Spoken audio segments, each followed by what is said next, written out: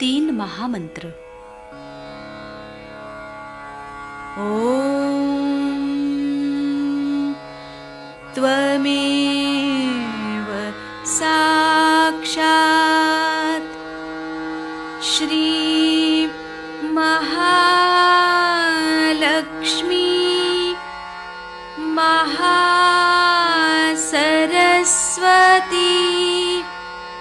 महाकाली त्रिगुणात्मिका कुंडलिनी साक्षात् श्री आदिशक्ति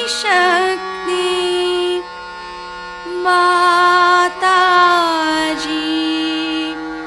श्री निर्मला देव्यै नमो नमः। ॐ त्वमेव साक्षात् श्री कल्की साक्षात् श्री आदिशक्ति माताजी श्री निर्मला देव्यै नमो नमः। ॐ त्वमेव साक्षात् श्री कल्की साक्षात् श्री सहस्रार स्वामिनी मोक्षप्रदायिनी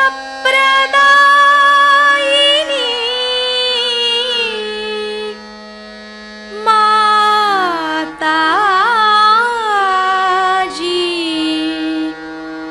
श्री निर्मला देव्यै नमो नमः। श्री गणेश मंत्र। ॐ त्वमेव साक्षात् श्री गणेश साक्षात् श्री आदिशक्ति माताजी श्री निर्मला देव्यै नमो नमः।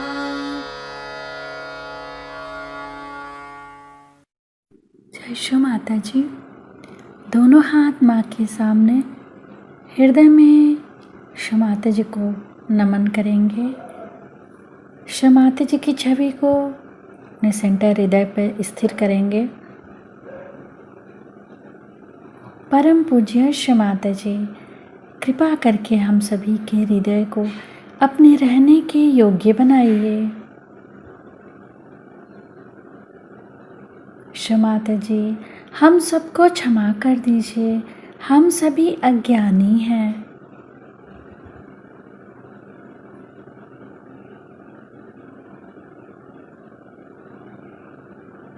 श्री माता जी, हमारे इस हृदय को और पावन कीजिए ताकि आप यहाँ आ सकें।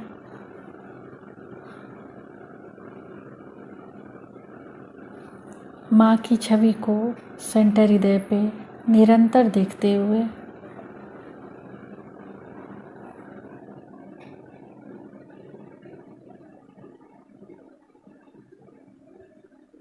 धीरे धीरे अपने संपूर्ण चित्त को दोनों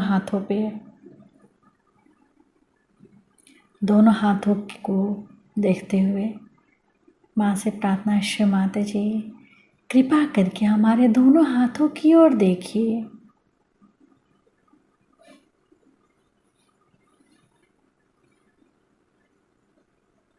धीरे धीरे अपने संपूर्ण चित्त को सेंटर मूलाधार को अपने चित्त को वहाँ स्थिर करेंगे। श्री माता जी, आप ही तो श्री गौरी और गणेश हैं। कृपा करके हमारे अंदर श्री गणेश जी की निर्भयता दीजिए। श्री माता जी, हमारे अबोधिता और पवित्रता की रक्षा कीजिए।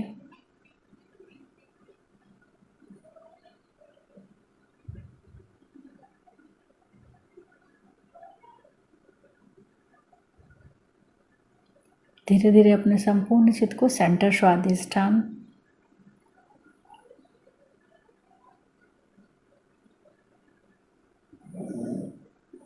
सेंटर नाभि,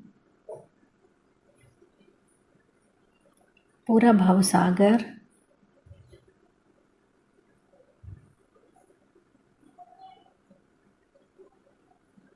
सेंटर हृदय,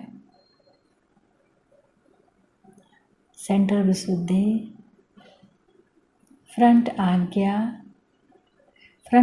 पर श्री निर्विचारिता मंत्र। ओम त्वमेव साक्षात् श्री निर्विचारिता साक्षात् श्री आदि शक्ति माताजी श्री निर्मला देव्यै नमो नमः।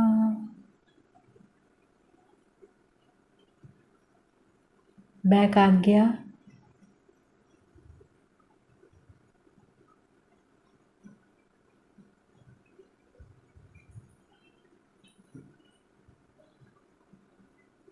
सहस्त्रार।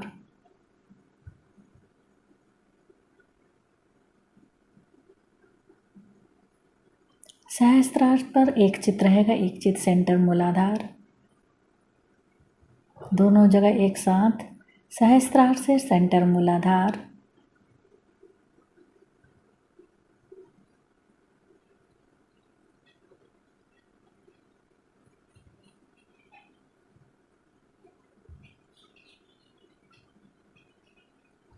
अब अपने संपूर्ण चित्त को सहस्त्रार पर रखें। अमृतवाणी सुनेंगे। ये जो नाम हम लोगों ने बदल के इस संस्था को दिया था, उसके पीछे कुछ मेरा ही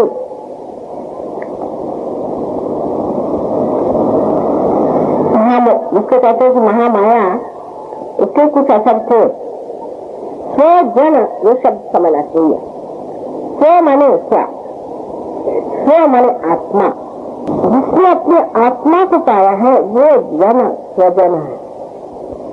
उसमें कुछ शायद किसी ने नहीं सोचा हो कि ये नाम विशेष कर मैंने क्यों कहा, यही नाम स्वजन रखा। और जितने सहयोगी है ये स्वजन है, क्योंकि इन्होंने भी आत्मा को पाया, स्व को पाया। अपने स्व को पाने ही के लिए स्वजन बनाया गया है। और फर्क इतना ही है कि ऊपरी तरह से देखा जाए तो स्वजन में ये बात कही नहीं गई, लेकिन इस शब्द में ही निहित है, इसका एम इसमें निहित है कि हम स्वजन है।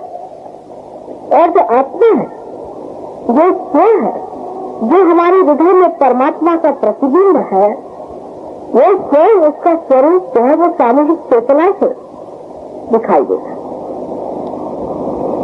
यानी जो आदमी स्व का जन्म हो जाता है, जो स्व को जान लेता है, वो जन्म में आ जाता है। अब जन्म हम जिसे कहते हैं, हजार जन संसार में घूमते, आप रास्ते पे देखिए तो हजार घूम रहे, कहीं भी जाइए तो आप इस देश में तो जनसंख्या है, इनका प्रश्न खड़ा हुआ है। जहां जाइए लोग कहते कि आपके यहाँ जनसंख्या बहुत ज्यादा, लेकिन ये स्वजन नहीं है, ये सिर्फ जन है। जिस स्वजन की बात हम लोगों को सोचनी है, वो स्वजन विराट, ये हमारे एक ऐसे जन की धारणा है जो इस महान विशाल परमात्मा का अंग प्रत्यंग होते हुए भी अलग अलग एक जन है। जैसे हमारे शरीर में भी आप देखते हैं कि अनेक पेशियां जिन्हें हम सोचते हैं, उसी प्रकार इस परमात्मा के अंग प्रत्यंग में भी हम लोग एक सेल की तरह जीवित है, लेकिन जागृत नहीं। जब तक हम इसमें जागृत नहीं होते तब तक हम पूरी तरह से स्वजन नहीं होते। हाँ, क्लबिंग हो सकता है, चाहे लोग किसी नाम से इकट्ठे आ सकते हैं, पर आपके नाम में एक बड़ी भारी कूटनीति भरी हुई है कि आप सबको स्वजन होना पड़ेगा। जब तक आप उस स्वजन पे नहीं उतरेंगे तब तक कोई चीज का मजा नहीं आएगा। झगड़े होंगे, परेशानियां होंगी, आपस में डिस्कशन होंगे, सब तरह की चीजें होती रहेंगी, लेकिन मजा आने वाला नहीं। कहीं गाना हो गया, म्यूजिक हो गया, लेकिन जब साथ पहले से कह दिया जाए कि आप स्वजन को सहयोग ही ढंग से चलाइए तो आसक्त हो जाती। तो हमने कहा नहीं, अभी शुरू में तो ये सब ठीक है कि आप पिकनिक पे जाइए, सब आपस में मिलिए, और यही ठीक है कि आप सब आपस में मिलते हुए, जुड़ते हुए, बातचीत करते हुए आपस में संगठना बनती जाए, ऐसे लोगों की जो समझदार सूझ बूझ वाले लोग हैं और जो सब आपस में मेल जोल रखना चाहते हैं। लेकिन जब ये मेल जोल घनिष्ठ होता जाएगा तो इंसान को समझ में आ जाएगा कि इसमें कोई चीज थोड़ी सी है।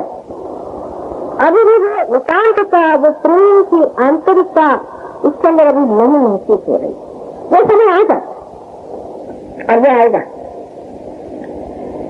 कारण सारे आनंद का स्रोत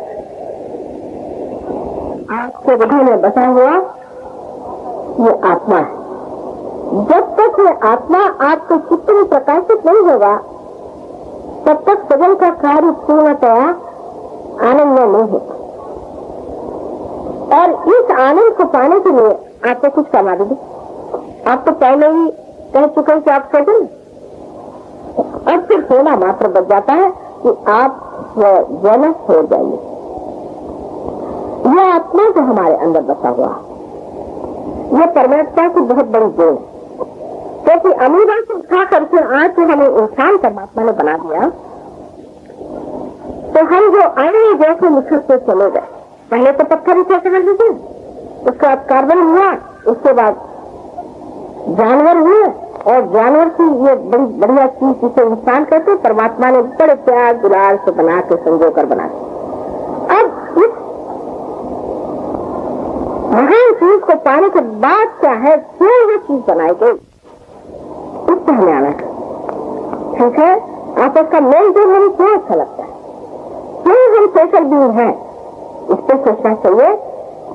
बहुत से अब आपको सुनाइए, मेरे पति अब यूएन में चले गए हैं और वो भी कहते हैं कि ये जितनी भी संस्थाएं हैं इनमें आत्मा नहीं। जब तक इनमें आत्मा की चमक नहीं आएगी तब तक ये संस्थाएं भी कुछ छुएंगी नहीं, इनका सुगंध फैलेगा नहीं। और वही बात हमारे सारी संगठनाओं की है।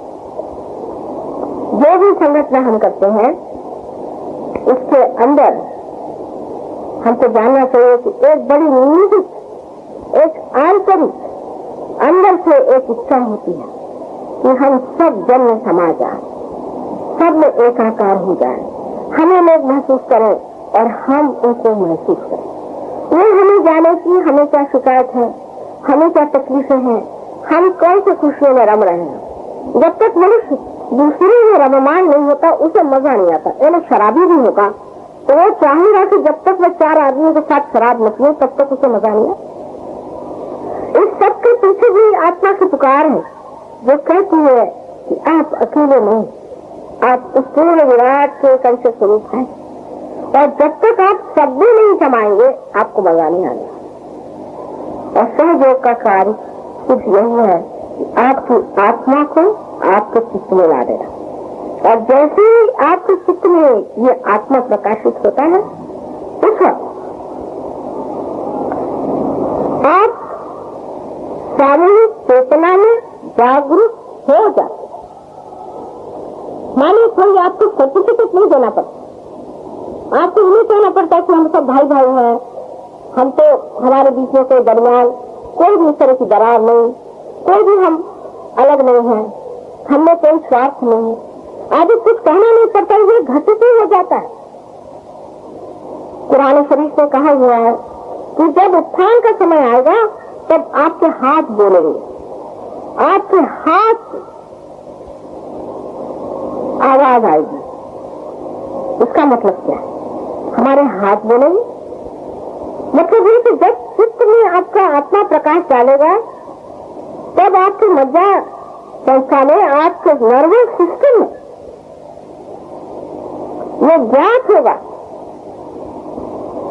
कि दूसरा कोई नहीं, पराया कोई नहीं है, सब हमारे ही अंदर। अब जैसे कि बहुत लोग हैं चैरिटी के इंस्टीट्यूशन चला, इसमें भी मैंने बहुत काम किया, इन लोगों को समझाने की कोशिश की। ब्लाइंड सोसाइटी, ये सोसाइटी, वो सोसाइटी, ठीक है, एक हद तक ठीक है, पर ये परमात्मा के नाम पर नहीं। ऐसे आप बनाइए ब्लाइंड सोसाइटी, जैसे कोई हॉस्पिटल बना रहे हैं, कोई कुछ कर रहे हैं, लेकिन परमात्मा का ये काम नहीं। जब आप परमात्मा के हो जाते हैं तो दूसरा है ही कौन? तो आप कोई दूसरा सोशल वर्क करेंगे, आप किससे उपकार करेंगे जब दूसरा को जाएंगे?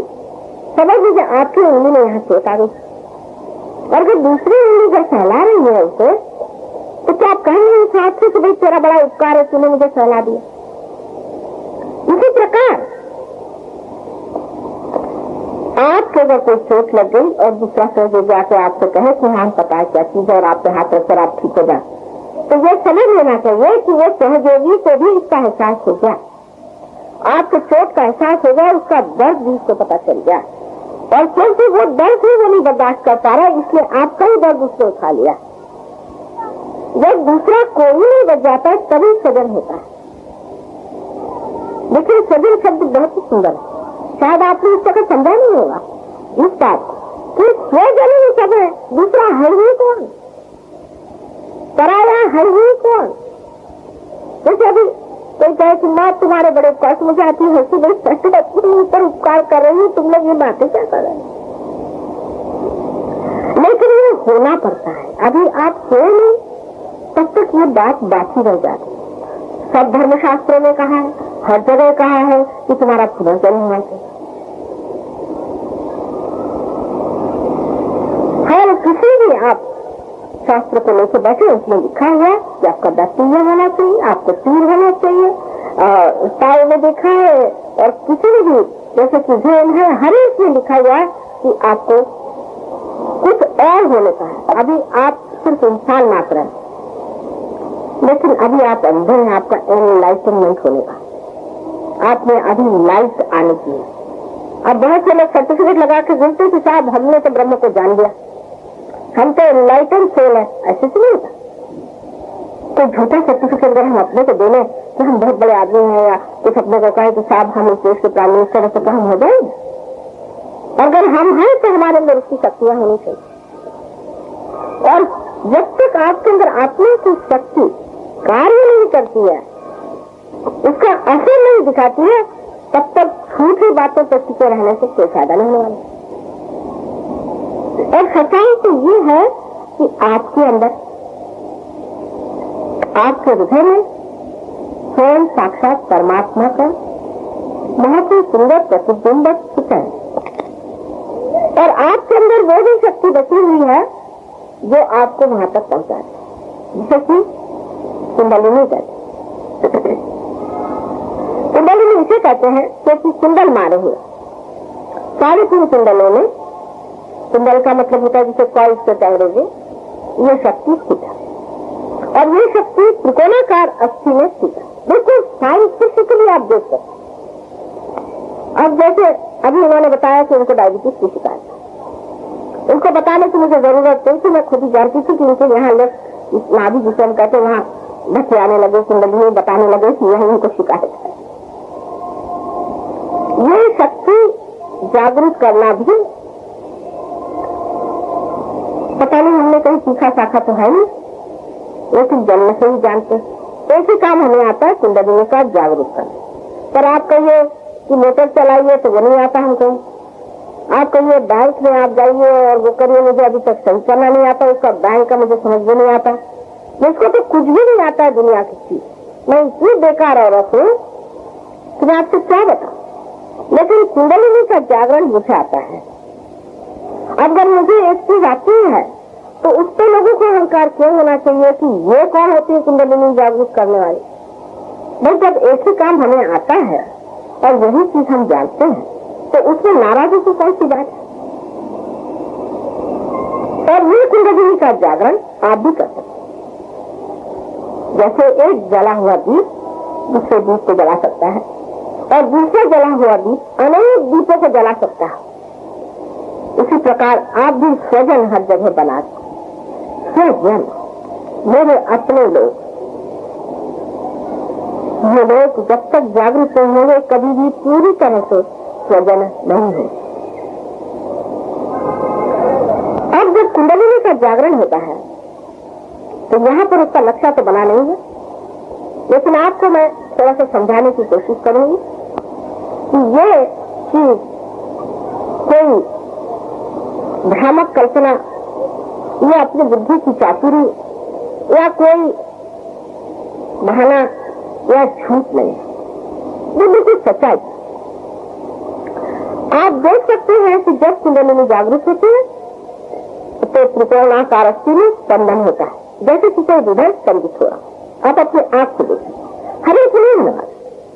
अगर आपका मामला ठीक है, आपका मध्य मार्ग जिसे सुषुम्ना कहते हैं बिल्कुल ठीक है, उसमें कोई बीमारी नहीं है, कोई तकलीफ नहीं है, और आप बिल्कुल मध्य मार्ग में रहने वाले बहुत समझे हुए इंसान है, तो कुंडलिनी छटा से ऊपर चली जाती है, तब तो महसूस हुए। लेकिन इसमें अगर कोई रुकावट हो तो आप अपनी आंखों से देख सकते हैं कि उसका स्पंदन दिखाई देता है। ये आपकी हर एक की स्वयं की माँ है, सबके पास ये माँ है, आपकी अपनी। जैसे आपके भाई बहन होते हैं तो आपकी एक ही माँ होती, काफी भाई बहनों की भी एक माँ हो सकती है, लेकिन कुंडलिनी सिर्फ एक ही इंसान की व्यक्तिगत है। और ये समझ लो कि जितनी भी अनंत काल से आपके मालूमात है वो सब उस कुंडलिनी में रिकॉर्डेड है। और जब कुंडलिनी उठती है तो वो देखती है कि कहाँ कहाँ परेशानी है, पहले तो जहाँ परेशानी है वहीं जा करके वो हाथ मारेगी, उसको दूर करेगी और फिर अग्रसर होकर और तालू से आके इसे छेद दे, इसे ब्रह्मरंध्र छेदन कहते हैं। और जब वो छेदन होता है तो आप देख सकते हैं कि आग के स्तर पे ठंडी ठंडी हवा है। अब हम लोग सबसे अपने को सोचते हैं कि अभी हम लोग डेवलपिंग कंट्रीज हैं, नाम ही अपना बनाया है डेवलपिंग कंट्री। इससे बढ़ के और गलत बात कोई नहीं है। बात यह है कि एक आम के पेड़ को ये ख्याल आ जाए कि वो कोई बबूल का पेड़ नहीं है, इसी तरह से हम लोगों का डेवलपमेंट कर बबूल के पेड़ बनने की तरफ करना है, तो उससे कोई कुछ नहीं कर। वेस्ट का जो डेवलपमेंट है ये सिर्फ ऊपरी, जैसे कि पेड़ ऊपर की तरफ आ जाता है, पर इसकी जड़ नहीं है, उनको जड़ों के बारे में कुछ नहीं मालूम, ये सब ऊपरी है। और बगैर जड़ के देख लीजिएगा ये वेस्ट कितनी हुआ है, और जड़ इस देश में आपके सारा उसका ज्ञान इस देश में। इसीलिए अपने देश को योग भूमि कहा गया है। ये कहा गया है कि जिन्होंने महापुण्य किए हैं यही इस देश में पैदा हो। ये सही बात, और इसको आपको परताना होगा। कल करीबन 3-4 हजार आदमी हैं ऐसे मैदान में, और करीबन 90% लोग खट से पाए। ये मेरे देश की कमाल। और वही प्रदेश में जाइए तो एक एक से मेरे हाथ टूटते, मैं तो घबराती हूँ, किसी नई देश में जाना होता है तो मैं मेरे भगवान पता नहीं कौन से नर्क में जा रहे हैं। लेकिन हम लोग इसे समझ नहीं पाते, क्योंकि हम तो गरीबी देखते हैं। हम लोग ये देखते हैं कि हमारा लोग भूखे मर रहे, हम लोग ये देखते हैं कि उन लोगों के पास तो कोठे हैं, उनके पास वाहन के साधन है, और हमारे यहाँ कोई भी नहीं। हर तरह की चोरी चकारी हम लोग करते रहते हैं, तो हमारा विश्वास टूटता जाता है। ये कैसे कि हमारे देश में ही सारा इसका ज्ञान का भंडार है। इसकी वजह यह है कि कभी भी हमने उसकी और नजर ही नहीं करी जो हमारे पास है, जो हमारे पास धरोहर है, इतने सालों से हमारे पास पड़ी हुई इस चीज का हमने अंदाज ही नहीं लगाया कि हमारे पास कौन सा धन पड़ा हुआ है। हम तो पागलों तरह उनके पीछे भाग रहे, और वो जाके कहाँ अटके वो भी देखना चाहिए। या तो आतम बम जैसी चीजें बना के खोपड़ी पे रख ली है, सारी समाज की व्यवस्था ही टूटी हुई है। किसी की बीवी किसी के पास, किसी का पति किसी के पास, किसी के बच्चे और कॉलेज में, तो ऐसी बुरी हालत है। हम लोगों को उनको सीखना है, हमको उससे कुछ सीखने का मुझे तो नजर नहीं आता। लेकिन हमने जो उनके पीछे दौड़ने की ठान ली है, तब ऐसे लोगों को समझाने की भी बड़ी मुश्किल होता है। अब जैसे साइंस में जो भी आपको मालूमात हुए हैं, आपको आश्चर्य होगा कि अपने देश में सब ये मालूमात थे और हो सकते, कोई ऐसी कठिन चीज नहीं है उनको जानना। लेकिन अपने यहाँ ऋषि मुनियों ने इसको सोचा कि पहले आत्मा ही पे मेहनत करें, तो सब लोग आत्मा से चिंतित हो आत्मा से जागरूक है तो उनकी शक्तियां इतनी प्रबल हो जाएंगी कि फिर इन सब चीजों की जरूरत नहीं रह जाएगी। अपने आप जिसको जैसा चाहे वो साधन जुटा ले। लेकिन हम तो कहते हैं कि ये तो सब बेकार की बात है, इसमें कोई अर्थ ही नहीं है। ठीक है, मंदिर हुआ है, ये प्रार्थना करा है, चलो एक आध अपना कोई ब्राह्मणों को 2-4 पैसे दे दिए, चलो हो गया, कुछ पूजा पाठ हो गई, चलो बहुत हो गया भगवान का काम। भगवान सबके अंदर ही है। और भगवान कौन है? सर्वशक्तिमान परमात्मा। वो सर्वशक्तिमान है, उनकी शक्तियों को हम लोग नहीं पा सकते। हम लोग जानते नहीं कि उनकी कितनी शक्तियां। मैं कहूंगी ये बातें हम देखते नहीं। आप देखेंगे बाग में हजारों फूलों के फल बन रहे, हजारों को, करोड़ों को, असंख्य। ये कौन करता है? आप जब एक आम का पौधा लगाए उसमें से आम भी कौन निकालता है? आपके अंदर आप स्वयं देख लीजिए, डॉक्टर लोग बता नहीं सकते कि हमारे अंदर की जो चीजें हैं, इसे हम पैरासिम्पैथेटिक नर्वस सिस्टम कहते हैं, वो कहते हैं ऑटोनॉमस है, उसको हम नहीं समझ पाएंगे, उसको हम नहीं बता पाएंगे। तो फिर तहत ये ऑटो कौन है? यही आत्मा। लेकिन इन्होंने उस पर छापा मार दिया कि आप ऑटो हैं, खत्म। आप उसको मान लीजिए आप ऑटो है, तब ये चीज क्या है, ये आत्मा क्या है, उसको पाया कैसे जाता है, उसकी शक्तियां हमारे अंदर से कैसे बाहर जाती है, उसके बारे में कोई नहीं जानता। 14,000 वर्ष पहले इस देश में मार्कंडेय स्वामी ने इसके बारे में लिख रखा, लेकिन ये बहुत गुप्त रूप से कार्य एक दिनों में होता था और इसके बारे में बहुत ज्यादा लोगों ने चर्चा नहीं की। सिर्फ अपने यहाँ वेद आदि जो शुरू हुए, इससे ही आपको आश्चर्य होगा क्या साइंस की उपलब्धि हुई, क्योंकि उन्होंने पंच महाभूतों को, उनके देवताओं को जागरूक करने की सिद्धि प्राप्त करी और उसी से फिर साइंस की उपलब्धि होना शुरू हो गई।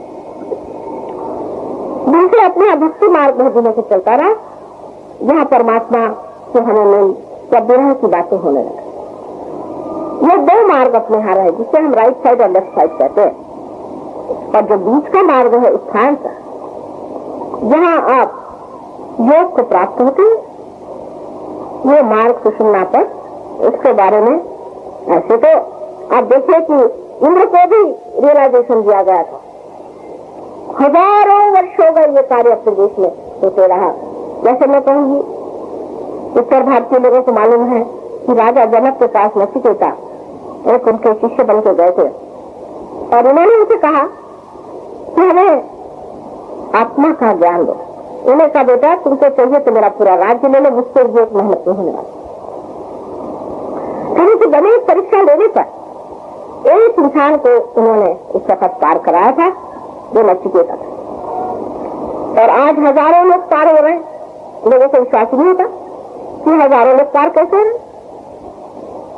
जब एक पौधा शुरू होता है तो एक ही फूल उसमें आता है, लेकिन जब बाहर आते हैं तब हजारों ऐसे संसार में लोग आते हैं जो पार होते हैं और वो समय आ गया है। यही जिसे कि उत्थान का समय, रेजरेक्शन टाइम कहा गया है, लास्ट जजमेंट कहा गया है। यही कृतयुग अभी आया हुआ है और इसमें जिसने पाया वो पाएगा और नहीं पाएगा तो ये पूरी तरह से खोज। आपके माँ के नाते और आपके अत्यंत निकट होने के नाते मुझे आपसे बहुत प्रेम पूर्वक विनती करनी है, इस और अंदाज करें और नजर करें और अपने जीवन को, अपने मनुष्य स्थिति को समझें कि इससे आगे कोई न कोई चीज है जिसे पाए बगैर इस साधन का कोई भी अर्थ नहीं निकलता। जैसे कि ये एक चीज है, जब तक इसका साधन, जब तक इसको आप मेल से नहीं जोड़ेंगे तब तक इसका कोई अर्थ नहीं। इसी प्रकार मनुष्य का भी कोई अर्थ नहीं निकलता जब तक वो आत्मा से एकाकार नहीं होता। और आत्मा से एकाकार होते ही उसके अंदर से चैतन्य की लहरियां बहनी शुरू हो जाती। वो बिल्कुल सत्य चीज है, इसमें झूठ इतना भी नहीं है। लेकिन साइंस वाले इसे नहीं मानेंगे क्योंकि तो वो कुछ देखना चाहेंगे जो वो आंख से देखे, पर जो अंतर आंख से देखेगा वही समझ सकेगा। लेकिन उससे परेशानी है कि पहले अंतर आंख तभी खुलती जब आपके आत्मा के दर्शन होते हैं, और जब तक आत्मा के दर्शन नहीं होते तब सब लोग ये झगड़े में पड़े रहते कि ऐसे कैसे हो सकता है। अब अगर आप साइंटिस्ट हैं तो आपको अपना दिमाग खुला रखना चाहिए। जैसे एक साइंटिस्ट होता है वो अपना दिमाग बिल्कुल पूरी तरह से खुला रखता है। अगर उसका दिमाग बंद होगा और खुल होगा तो साइंटिस्ट नहीं। और वो ये देखता है कि जो कुछ भी कहा गया, जो धारणा कही गई या हाइपोथेसिस जो आपके सामने रखा गया, उसको वो पहले अंदाजता है कि वाकई में ये सही है या नहीं। उस पर अनेक एक्सपेरिमेंट्स करता है और जब वो सिद्ध हो जाता है तब उसे मान लेता है। क्योंकि हम लोग हिंदुस्तानी, हम साहब लोगों से भी बढ़ के होगा। हम लोग तो इसे देखना ही नहीं चाहते, ये जानना ही नहीं चाहते। तब जब आप जानना ही नहीं चाहते हैं और देखना ही नहीं चाहते हैं तो कोई जबरदस्ती कोई चीज तो हो नहीं सकती। क्योंकि परमात्मा ने मनुष्य को स्वतंत्रता दी है, चाहे वो परमात्मा के साम्राज्य में प्रवेश करे और चाहे नर्क की ओर चला जाए। इस स्वतंत्रता को परमात्मा ने नहीं छीना। एक माँ के नाते तो ये कहेंगे कि बेटे तुम तो परमात्मा की ओर चलो, किसी तरह से कोशिश करो कि इधर ही रहो, जिससे इसे तुम पालो क्योंकि यही परम है। सारे धन का धन ये, सारे आशीर्वादों का तत्व यही तुम्हारा आत्मा है। क्योंकि अभी तुम अंधेरे में द्वैत में बैठे, जब तक तुम अद्वैत में खड़े नहीं हो, जब सिवाय ब्रह्म शक्ति जिससे के सारे कार्य करेंगे, जो परमात्मा की प्रेम की शक्ति सर्वव्यापी चराचर है, उसको जब तक तुम महसूस नहीं करो तब तक तुम नहीं जान सकते कि ये सृष्टि में आने का आपका क्या मतलब है और आपका साधन। आज तक अंधेरे में बहुत से कार्य हमसे होते रहे, अंधेरे में बहुत सी बातें होती रही, कुछ थोड़ी बहुत अच्छी भी लगती हैं, बुरी भी लगती हैं और समझ में नहीं आता क्या करें। सब लोग भ्रांति में कंफ्यूज, ये ठीक है या नहीं, ये करना ठीक है या नहीं, इनकम टैक्स देना ठीक है या नहीं, सभी आलोकित हो जाता है। आपकी बीमारियां तो ठीक हो जाएंगी कम से कम, और कुछ न हो तो बीमारियां तो ठीक हो जाएंगी। आज एक साहब आए थे, बहुत बड़े आदमी है, उन्होंने कोई गुरु रखे हैं, उनको दुनिया भर की बीमारियां, उनको हार्ट ट्रबल है, तो किडनी ट्रबल है, तो उनको कोई दुनिया की बीमारी नहीं, जो नहीं, और बहुत बड़े अफसर है। तो मैंने कहा साहब आपने जो गुरु रखे हुए हैं उनका क्या इसलिए रखे हैं आपने, उनको कोई उपयोग है नहीं। अरे भाई नौकर रखे, वो भी दो काम करता है, कम से कम आपकी हेल्थ अच्छे रखा आपके गुरु साहब। और मैंने इतना उनको रुपया खिलाया, और गुरु महाराज जी बहुत अपने को समझते हैं कि हम मतलब कहाँ से अफलातून है, और इनसे यहाँ तक तो छोटी सी बीमारी भी नहीं ठीक करते, उनके घर भर में सारी बीमारियां बन पड़ी। मैंने ऐसे गुरु को मानना भी कोई बुद्धि का लक्षण नहीं, अपनी बुद्धि को ताक पे रखने की जरूरत नहीं, लेकिन ऐसी जगह हम अपनी बुद्धि को एकदम ताक पे रखते। बस किसी ने कुछ चमत्कार दिखा दिया भागवत के पीछे। चमत्कार सिर्फ एक ही होना कि हमारी जो शक्ति है, हमारी आत्मा की जो शक्ति है वो कार्यान्वित होनी, हमारी शक्ति दिखनी चाहिए। तो अगर गुरु होंगे तो होंगे, बैठे रहे अपनी जगह, हमें क्या नहीं। स्वार्थ, स्व का अर्थ उसमें चाहिए, वही असल में स्वार्थ होता है, लेकिन वैसा स्वार्थ तो किसी पे है ही। ऐसे गुरुओं के पीछे भागने वाले लोग, गलत रास्ते पे चलने वाले लोग दूसरे तरह से अंधे, और एक तरफ जो पूरी तरह से परमात्मा को ढक करके कि परमात्मा है ही नहीं, उनकी कोई शक्ति ही नहीं है, सिर्फ साइंस ही सब कुछ है, ये समझने वाले लोग भी एक तरह से उस संपूर्ण से वंचित है। एक तरफ से चलने से कभी भी कोई कार्य नहीं होता। आपने किसी आदमी को देखा है जो एक टांग से चलता है, या कोई मोटर जो है जो एक ही तरफा चलती है। बैलेंस का होना बहुत जरूरी है, और इस बैलेंस के लिए हमारे अंदर जो धर्म की भावना बनाई गई वो है। लेकिन अब धर्म का मतलब तो पाखंड, और धर्म का मतलब है धर्म के नाम पे पैसा कमाना, और इसका मतलब है धर्म के नाम पे अपना पेट भरना, बच्चों का पेट भरना और खूब रुपया इकट्ठा करना। अब एक साहब है, उन्होंने 6,000 करोड़ रुपया कैश लोगों से खाया हुआ है। आपके देश के एक बड़े भारी माने हुए साधु जी हैं, और उन्होंने जिन लोगों से खाया और रास्ते पे भीख मांग रहे हैं, उनके घर लूट खा लिए और उनके बच्चे जो है वो बीमार और उनको एपिलेप्सी हुई है और छटपटा रहे हैं, ऐसे ऐसे राक्षस अपने देश से बाहर जाकर के रुपया खा रहे हैं और हमारे हिंदुस्तानी भी उनके शिष्य बने हुए। एक साहब से मैंने पूछा कि साहब आप उनके शिष्य को बने, पहले वो हमारे ऑर्गेनाइजेशन को पैसा दे। मैंने कहा दिन डूबेगा आपका ऑर्गेनाइजेशन, समझ लीजिए, ऐसे 5 भरे रुपयों से ऑर्गेनाइजेशन डूब जाएगा। आज मैंने जाना यहाँ रेलवे के बहुत से कर्मचारी आए हुए हैं। अब ये देखना चाहिए कि रेलवे वालों को मेरे देश से क्या लाभ होगा। बिल्कुल प्रैक्टिकल बात आपसे करें। अब अनुभव की बातें आपसे बताएं कि जो एक्सीडेंट्स होते हैं, कभी किसी ने जाना नहीं कि एक्सीडेंट्स क्यों होते, किसी ने ये समझने की कोशिश नहीं की कि एक्सीडेंट क्यों हो और किस तरह से अचानक एक्सीडेंट हो जाते हैं, जबकि हम हर तरह से बचाव करके चलते हैं और इतनी चीजें पालते हैं और उसके इतने नियम हैं और इस तरह से हम लोग सीधे रास्ते चलते तो भी एक्सीडेंट हो जाते हैं। उसकी क्या वजह? कह रहे कि कुछ ना कुछ कल में खराबी हो गई, ठीक है, पर वो क्यों खराबी हुई? तो और आगे चल के इतना कहेंगे कि कुछ दुर्मति उसके अंदर आ गई, पर एक अच्छे भले आदमी के अंदर दुर्मति क्यों आ गई? वो क्यों गलत रास्ते पे चला गया? इसके बारे में कोई सोचता नहीं। अगर वो आत्मा में स्थित हो तो वो कभी भी गलत रास्ते पे नहीं चल सकता। उसको एकदम अंदाज हो जाएगा कि इस तरह से करने से एक्सीडेंट हो। जो आदमी पार हो जाता है उसे एकदम अंदाज आ जाता है कि एक्सीडेंट होने वाला है।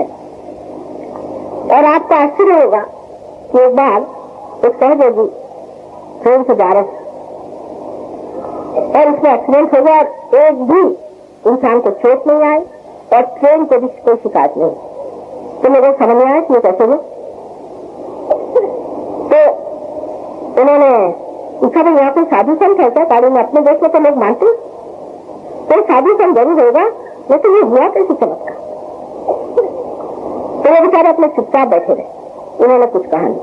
पर एक बार सहयोगी राहुल से बम्बई आ रही थी और उनकी बस 80 फुट नीचे गिरी। 2 बार उसने घुमा कर नीचे पड़ी और दोनों सब लोगों ने उसी तरह तो खत्म हो गई, लेकिन ऐसे वो गिरी कि दोनों साइड बराबर जमीन पर टिक गए और 6 पैर जमीन पर टिक जाए। तो सब लोग हैरान हो गए। तो ड्राइवर मारे डर से भाग गए। ड्राइवर मारे डर से भाग गए और ड्राइवर ने ये सोचा कि हुआ कैसे, लेकिन आएगी तो मुझसे याद कर। तो वो चाबी वहीं छोड़ करके भाग निकला। एक साहब ने कहा कि साहब मुझे तो बस चलानी आती है, लेकिन अब इतने जोर से यहाँ गिरी है बस, कुछ चलेगी कैसे? अच्छा कोशिश करो। उन्होंने जाकर के चाबी चलाई तो चाबी चल गई, बस चल पड़ी और वो चला। तो उन्होंने कहा कि यहाँ कौन बैठे हैं? इसमें तो कोई साधु संत है। हमारे सहयोगियों के पास एक अंगूठी होती है, क्योंकि देहातों में बहुत काम सहयोग और कहा ये बात है। सारे परमात्मा के शक्तिशाली देवदूत आपके शरण में आते। ये बात सही है, मेरी बात का सच मत। कृष्ण ने कहा है कि योग क्षेम वहाम्यहम्, जब योग घटित होगा तब मैं क्षेम करूंगा। इस बात को हम भूल जाते हैं। वहां लिखा है इंश्योरेंस कंपनी में योग क्षेम वहाम्यहम्, यानी ये इंश्योरेंस कंपनी को इसकी पूछना है। वो सिर्फ क्षेम को देखेंगे पर योग उनको तो सिर्फ क्षेम वहाम्यहम् कहना चाहिए, पर वो साफ लिखते हैं योग क्षेम वहाम्यहम्। पहले योग होना चाहिए, उसके बाद फिर क्षेम होता है। ये श्री कृष्ण ने कहा। उन्होंने ये कहना चाहा कि क्षेम योग वहाम्यहम्। हम लोग परमात्मा से कहते हैं हे प्रभु तुम हमारी रक्षा करो। कोई कहता है प्रभु हमें बच्चे दो, कोई कहता है हमें बहुत बच्चे हैं। हर तरह की हमारे पास परसों की क्या बात। कैपिटलिस्ट तो वो हुआ जिसके पास सारी शक्तियां हो। हम कहें हम सबसे बड़े कैपिटलिस्ट है, हम सबसे बड़े कैपिटलिस्ट क्योंकि हमारे पास सारी शक्तियां हैं। और हमसे बढ़कर कोई कम्युनिस्ट भी नहीं, क्योंकि उसको बैठे बगैर मजा नहीं आता। सब अच्छा वाला घर है, शादीशुदा है, सब आराम है, लोगों को समझ नहीं आता पागल जैसे क्यों घूम रही है जंगलों में और देहातों में रहती है, या ना बाथरूम ना कुछ नहीं। लोगों को समझ नहीं आता बात का, भाई मजा ही नहीं आता ना, करे क्या? तो सबसे बड़े कम्युनिस्ट भी हम हैं और सबसे बड़े कैपिटलिस्ट भी हम। और ये लोग जो कैपिटलिस्ट कहते हैं और कम्युनिस्ट कहते हैं, ये तो सब कृत्रिम लोग हैं और इसीलिए सब चीज जो है खत्म हो जाए। जहाँ कैपिटलिज्म आया, जहाँ फ्रीडम आ गई, तो इंसान को यही पता नहीं कि फ्रीडम कैसे इस्तेमाल करें।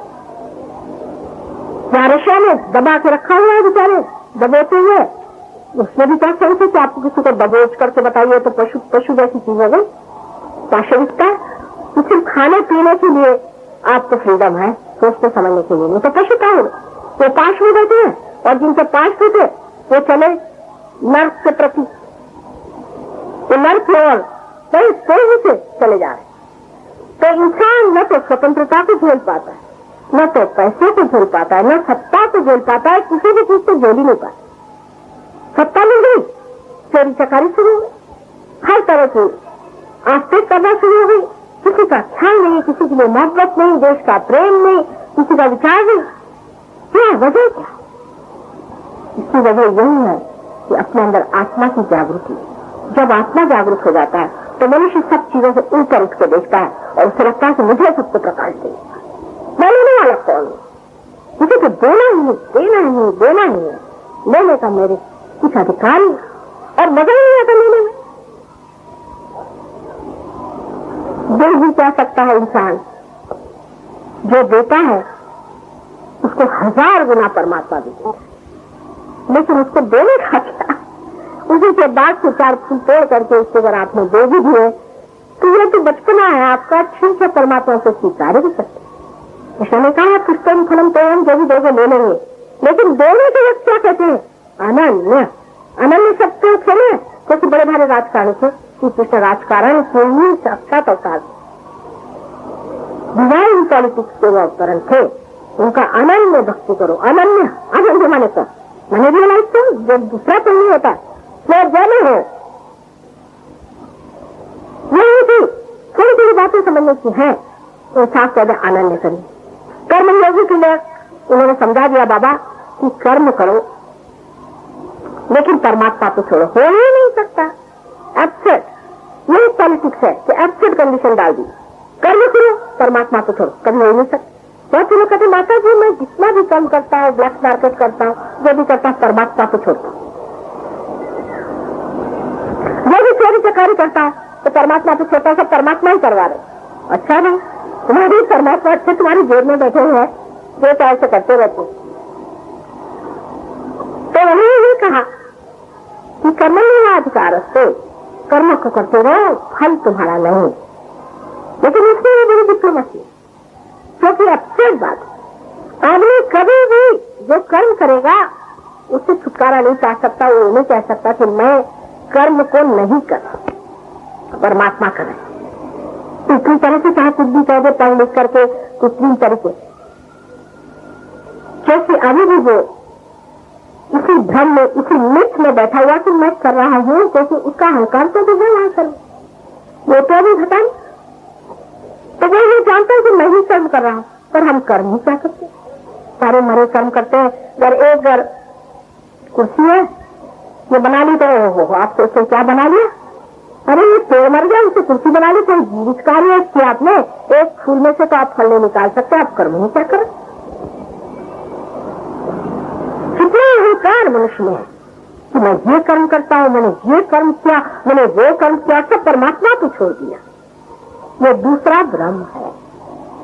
जब आप पार हो जाते हैं तब आप कहते हैं जा रहा है, उनका आ रहा है, जैसे आप कोई तीसरे पुरुष हो गए। आपकी भाषा अकर्म में बदल जाती है, आप कर्म नहीं करते, फिर घटित होता है। तो श्रीवंश का माँ हमारे लड़के से जरूर प्यार करिए, इसीलिए मैं अमेरिका आपके पीछे आई, उसको जरूर प्यार करिए। मैंने कहा देखो भाई, ये तो तुमने कहना, तुम खुद प्यार हो जाए तो होगा, नहीं हो तो नहीं। वो आए, वो कहाँ से प्यार होने वाले, उनके भी हाथ टूटे, मेरे भी हाथ टूटे। कहले माँ प्यार करो, मैंने कहा तुम दे दो सर्टिफिकेट, तुम सोचती प्यार है तो दे दो। उसके बाद ऐसे कैसे भूखा सर्टिफिकेट दिया जाए? मैंने कहा उसके बाद जब पार हुए नहीं तो आप कैसे कह रहे कि ये पार हो गए? पार होना पड़ता है, जैसे कि अंकुर फूटना पड़ता है। कोई बीज को कहे कि जीवित हो गया और इसमें अंकुर फूट गया तो आप मान लीजिएगा, लेकिन अंकुर फूटना भी एक जीवित किया, और वो अपने आप स्वयं घटित होती है, इसीलिए वो सहज है। सहज है माने आपके साथ जो पैदा हुई ऐसी जो क्रिया है और उससे जो आप योग को प्राप्त करते हैं वो सहज योग। ये सब चीज आपके साथ निहित है, आपके अंदर है, सब चीज पूरी तरह से अच्छे से बनाई गई है, आप इसके अधिकारी हैं, आपको सिर्फ प्राप्त करना है, उसके लिए कुछ करने का नहीं। बहुत ही सहज सरल बात, उसके लिए आपको कुछ भी करने का, क्योंकि हम करते हैं। एक बीज को अगर जगाना है तो माँ के अंदर छोड़ देंगे, माँ अपने आप जगा देती। फिर बीज जगने के बाद फिर मेहनत करनी पड़ती है, उसको जमाना पड़ता है और वही बहुत से सोचेगी फेल हो जाती है। आपको बढ़ना पड़ता है, क्योंकि जब आपके पास एनर्जी आ गई तब तक तो ठीक है, पर एनर्जी आने के बाद उसका एडजस्टमेंट और उसको ठीक से चलाना, इस मशीन को समझना, ये काम आपका होता है। अगर कोई आपको मोटर दे दे तो क्या आप मोटर वाले हो जाएंगे? जब तक आप मोटर ही नहीं चलाना जानते तो उसका कोई फायदा नहीं। इसी प्रकार सहज योग में पहली स्थिति में तो आप इसको पाते हैं, जिसे कि आप कह सकते हैं कि हाथ से चैतन्य की लहरियां अंदर की ओर बहती है और उसके बाद आप इसमें बढ़ते हैं। लेकिन इसके लिए चाहिए कोई, मराठी में है एरा गबाया से कामन है, रामदास स्वामी का, ऐसे आदमी तो बस का नहीं है। इसके लिए चाहिए कोई पट्टी के लोग, बहुत सीरियस लोग चाहिए। और इसीलिए मैं कहूंगी कि अपने देश से भी जो पौर्वाद के देश वेस्टर्न देश है, वहां ऐसे साधु संत पैदा हुए हैं जो परमात्मा की खोज में कमर करके लगे। उन्होंने सिर्फ साइंस ही नहीं खोजा, वो परमात्मा को भी खोज के छोड़े। जब वो सहयोग में आते तो ऐसे लग जाते हैं कि आप हैरान हो जाइएगा कि जितना ये जानते हैं हमारे बड़े बड़े पंडित नहीं जानते। वो चीज हमारे अंदर नहीं, हम लोग खिल्लरता से कुछ उजड़े उजड़े से उखड़ी उखड़ी चीजों में हमारा मन लगा रहता है और ऊपरी तरह से हर समय हम अपना बर्बाद करते हैं। जब तक कोई बड़ी आफत में आ जाए तब तक हम ये नहीं सोचते कि हमें गहरे में करना है और हम बहुत बड़ी चीज, क्योंकि एक तो हम मनुष्य हैं और दूसरे हम भारतीय, और इस बड़ी चीज को हम खो दे रहे हैं।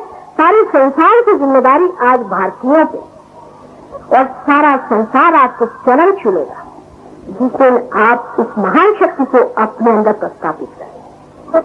तो मेरी स्वजन वालों को और सबको विनती है, ठीक है आप कार्य कर रहे हैं, आपका बहुत कार्य बढ़े, लेकिन इसमें यह भी कोशिश करें कि स्वजन की जो आत्मा है उसे जागरूक करें। उसको करते हुए आप देखिए आपके हाथ खुल जाएंगे, आप हजारों लोगों का भला कर सकेंगे, हजारों लोगों को आप चंगा कर सकेंगे, हजारों लोगों की मानसिक दुर्दशा जा सकेगी, कितने ही लोगों की गरीबी और हर तरह की लाचारी खत्म हो जाएगी, एक नया ही समाज तैयार हो जाए। यही स्वजन उठ करके वहां पहुंच जाए। मुझे पूर्ण विश्वास है कि एक दिन ऐसा आएगा कि स्वजन की वो दशा में देखूंगी अपने आप को, और मेरा पूरा आशीर्वाद आपके साथ है। आज बहुत मैं खुश हूँ कि आज आप लोगों ने बुलाया और आपसे फिर से मुलाकात हुई, और जैसे कि कोई माँ को अपने खोया हुआ बच्चा या बहुत दिन में मिला हुआ बच्चा मिल जाए तो जिस तरह से अत्यंत आनंद उमड़ पड़ता है, इसी प्रकार मेरे आनंद का कोई भी मैं अंदाज नहीं लगा पाया। मेरी समझ में नहीं आ रहा था कि मैं किस तरह से इसको व्यक्त करूँ। आशा है आप मेरी कोई बात का बुरा नहीं मानेंगे और जो भी मैंने कहा उस पर पूरी तरह से विचार करें। आपको अगर कोई प्रश्न हो तो आप लोग पूछ सकते हैं, और उसके बाद अगर आप चाहें तो मैं रियलाइजेशन का भी प्रोग्राम कर सकती हूँ। और कोई ध्यान करना नहीं होता, आप ध्यान में हो, और जब कुंडली में आपके आगे चक्र को लांग जाती तो आप निर्विचार हो जाते हैं।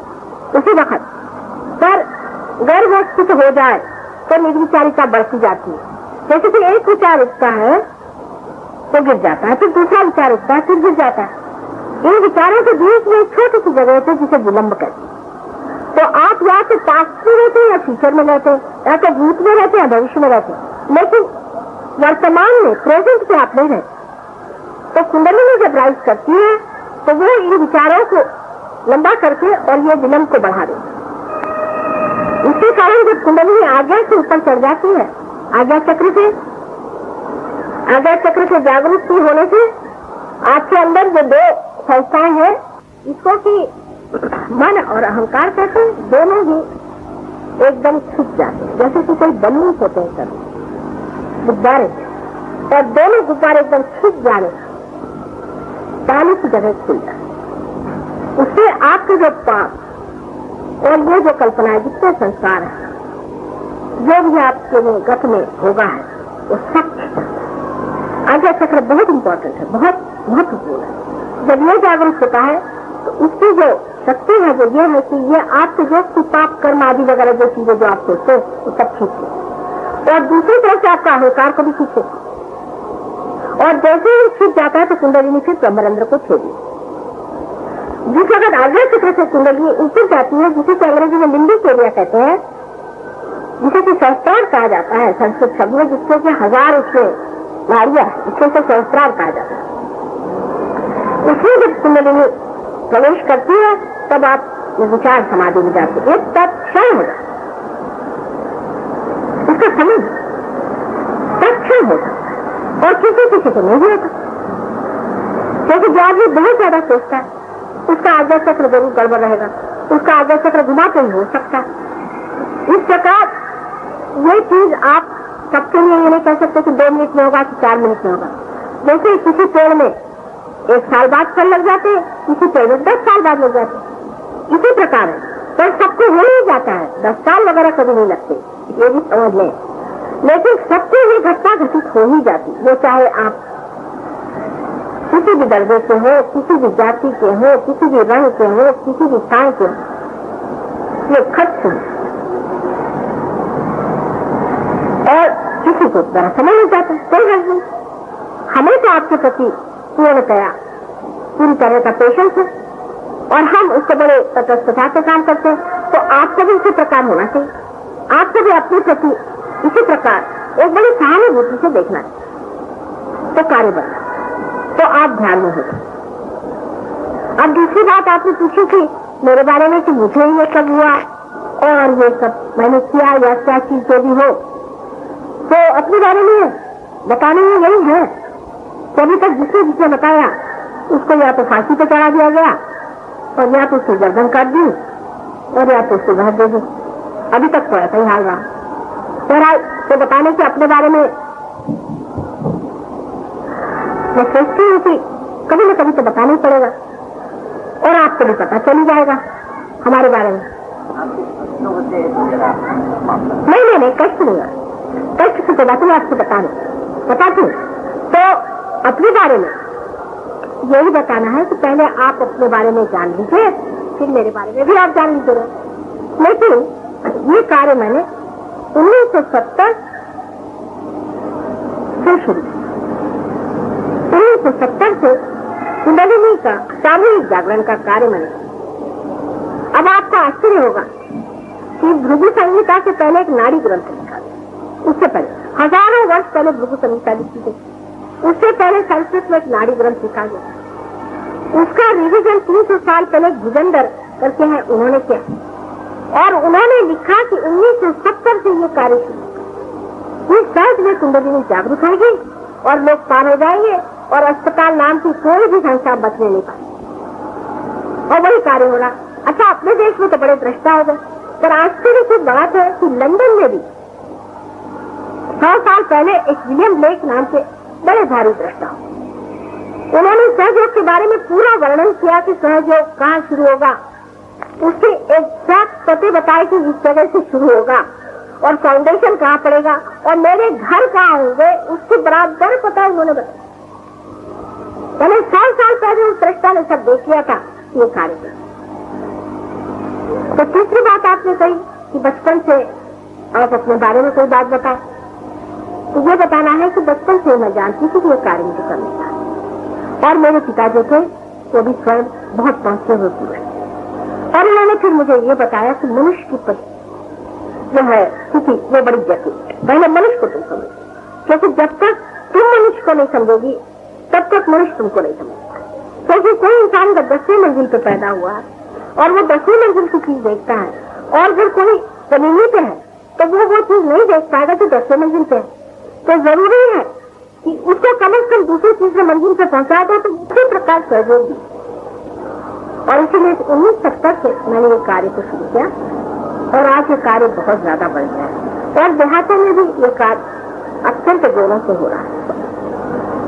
अब आप जानते हैं कि जीवन में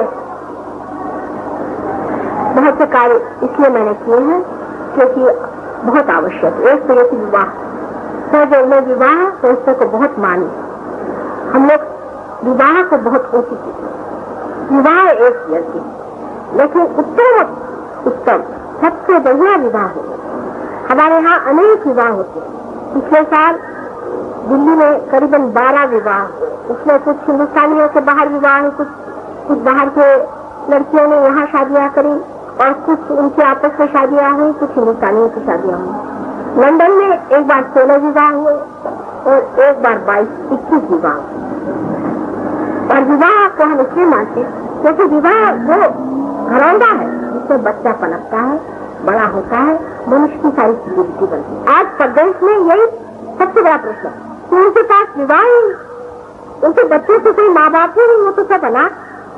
तो अच्छे विवाह बनाना एक महत्वपूर्ण कार्य है, इसलिए मैंने विवाह, और एक कार्य ये मैंने जीवन में किया कि विवाह करें।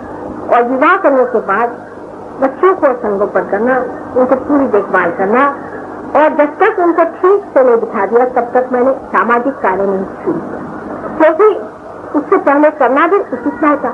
क्योंकि हम अगर अपने यंग एज में चाहते कि हम माँ बने तो कोई हमको मानता ही नहीं कि हम माँ, हम तो माँ बचपन से थे, लेकिन हमको कौन माँ।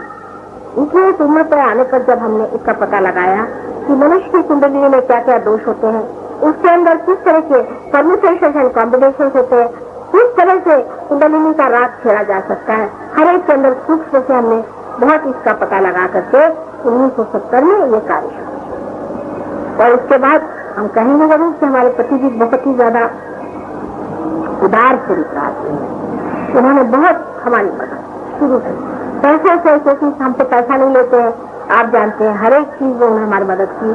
हमारा अमेरिकन टूर जो था, हमारे भाइयों ने हमारी बड़ी मदद की। तो सारे अमेरिकन टूर में उन लोगों ने रुपया पैसा दिया जिससे हम प्रदेश में जा सके और वहाँ कार्य शुरू।